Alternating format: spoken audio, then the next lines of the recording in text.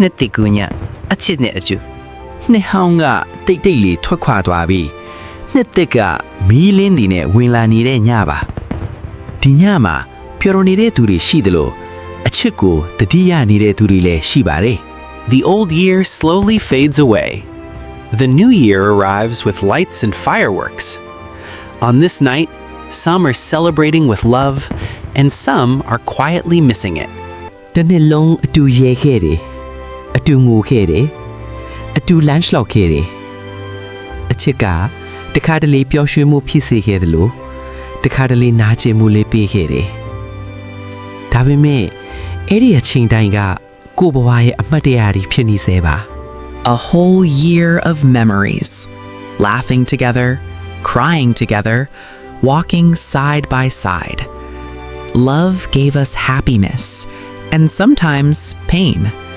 but every moment became a memory. ဒီနှစ်တကူညမှာလက်ကင်ဖော်မရှိဘူးဆိုရင်တောင်တင်ပေးမှာကိုတော့ရှိနေတယ်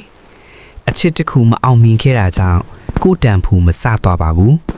ကိုနှလုံးသားမနှဲသွားပါဘူးအချစ်က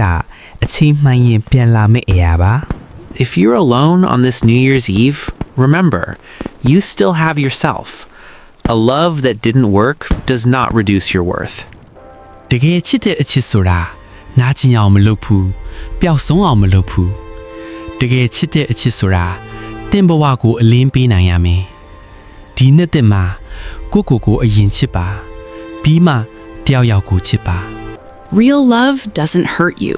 It doesn't make you lose yourself. Real love brings light into your life. This year, love yourself first, then love someone else. မီးပန်းနေဖောင်းနေတဲ့အချိန်နှလုံးသားထဲမှာဆူတောင်းတစ်ခုလုပ်လိုက်ပါနှစ်သက်မှာနာကျင်မှုတွေနှဲပါစေအချစ်ကစစ်မှန်ပါစေကိုမနေထွားပဲချစ်နိုင်ပါစေနှစ်သက်မင်္ဂလာပါ As fireworks fill the sky, make a wish in your heart. May the new year bring less pain,